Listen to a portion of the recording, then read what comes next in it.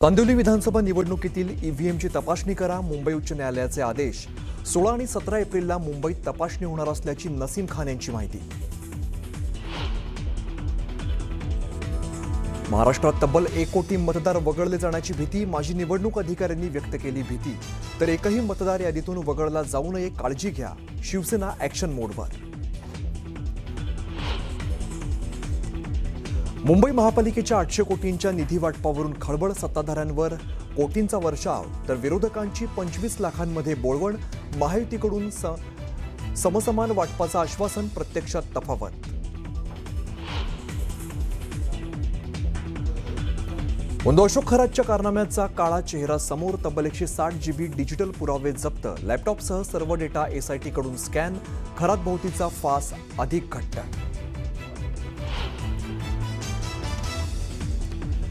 मुंदो खरातची पत्नी कल्पना खरातच्या जामीन अर्जावरती आज सुनावणी, राहता न्यायालयात होणाऱ्या सुनावणीकडे लक्ष।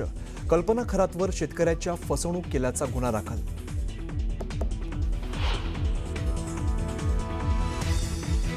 नाशिकच्या नामांकित कंपनीतील लैंगिक शोषण प्रकरणी पोलिसांनी गोपनीय पद्धतीने वेषांतर करून केला भांडाफोड, CCTVच्या आधारे ठोस पुरावे गोळा करून कारवाई।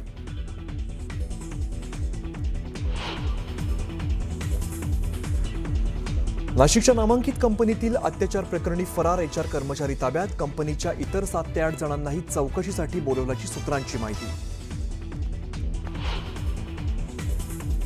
नाशिकमध्ये महिलांचे अश्लील व्हिडिओ काढणाऱ्या रवींद्र एरंडेवरती आणखीन एक गुन्हा दाखल, तर रवींद्र एरंडेच्या घरातून पोलिसांनी जप्त केले बनावट नियुक्तीपत्र।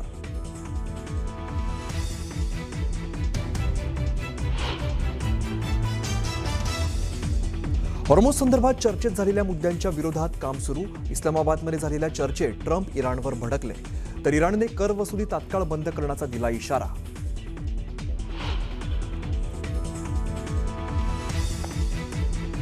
इस्रायल लेबनॉनसोबत थेट चर्चेसाठी तयार, पण हिजबुल्ला विरुद्ध कारवाई सुरूच ठेवू, नेत्यानाहू यांचं विधान।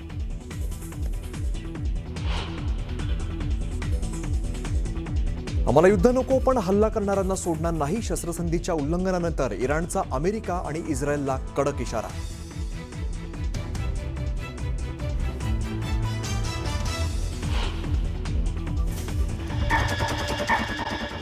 मुलुक महाराष्ट्रामध्ये सगळ्यांचं स्वागत। नमस्कार, मी अमित गद्रे। मोठ्या बातमीने आपण सुरुवात करतोय। अशोक खरात प्रकरणी 160 GB डिजिटल पुरावे उघड झालेले आहेत आणि खरातच्या कारनाम्यांचा काळा चेहरा समोर आलाय। फॉरेन्सिक अहवाल SIT कडे सादर करण्यात आलेला असून तपासाला आता चांगलाच वेग आलेला आहे। एकूण 4 डिजिटल उपकरणांची तपासणी ही पूर्ण झाली आहे आणि पुराव्यांमुळे खरात भोवतीचा फास अधिक घट्ट झालेला आहे। या प्रत्येक पुराव्याला ABC असा कोडवर्ड देण्यात आलेला आहे। मध्ये लैंगिक अत्याचाराचे गंभीर संकेत आहेत, तर नोव्हेंबर 2023 ते डिसेंबर 2024 कालावधीतील हालचालींचा तपशील समोर आलाय। कॅनडा कॉर्नर कार्यालयातून हे पुरावे जप्त करण्यात आलेत आणि सगळा डेटा SIT कडून स्कॅन करण्यात आलाय।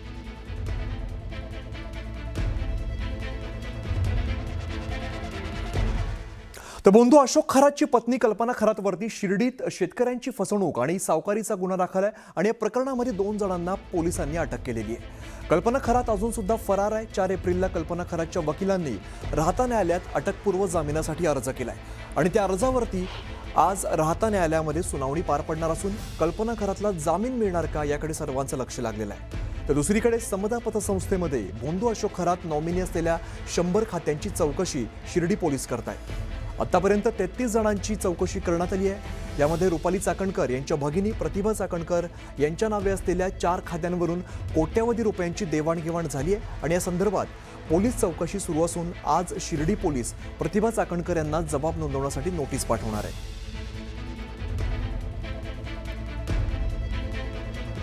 पुढची महत्त्वाची बातमी आपण बघूया। नाशिकमध्ये नामांकित कंपनीमध्ये महिला लैंगिक अत्याचाराची घटना उघडकीस आणण्यासाठी पोलिसांनी वेषांतर करून या घटनेचा भांडाफोड केल्याचं समोर आलंय। नाशिकच्या नामांकित कंपनीमध्ये तरुणी आणि महिला लैंगिक अत्याचार आणि धर्मांतराचा प्रयत्न केल्याप्रकरणी मुंबई नाका पोलीस ठाण्यामध्ये 9 गुन्हे दाखल आहेत। मात्र हा प्रकार अतिशय गंभीर असल्याने नाशिक पोलिसांनी गोपनीय पद्धतीने तपास केलाय। यात विशेष म्हणजे नाशिक पोलीस दलातील महिला वरिष्ठ पोलीस अधिकारी आणि कर्मचारी यांची एक टीम वेषांतर करून कंपनीमध्ये वावरत होती। 7 महिला पोलिसांच्या टीमने सर्व शहानिशा करून हा सगळा प्रकार उघडकीस आणलेला आहे। मीटिंग आणि इतर कामकाज करताना संशयित आरोपी अश्लील प्रकार करत होते। हे सर्व बघून शिताफीने त्यांना बेड्या ठोकल्यात। जवळपास 40पेक्षा जास्त सीसीटीव्ही चेक करून काही ठोस पुरावे गोळा करून ही मोठी कारवाई नाशिक पोलिसांनी केली आहे।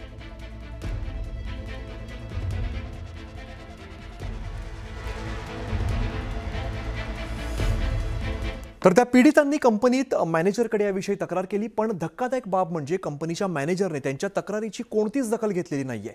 याउलट त्यांना हे प्रकरण न वाढवण्याचा सल्ला दिलाय। दरम्यान दुसऱ्या महिला एचआरला ताब्यात घेण्यात आलेला आहे।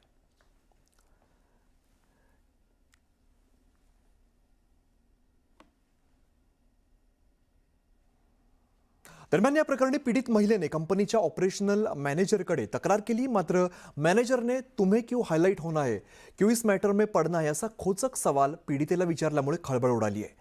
ऑपरेशन मॅनेजर सध्या फरार असून नाशिक पोलीस तिच्या मागावरती आहेत आणि या प्रकरणात थेट संबंध नसला तरी महिला पीडितेच्या तक्रारीकडे दुर्लक्ष केल्याचा ठपका ठेवण्यात आला आहे।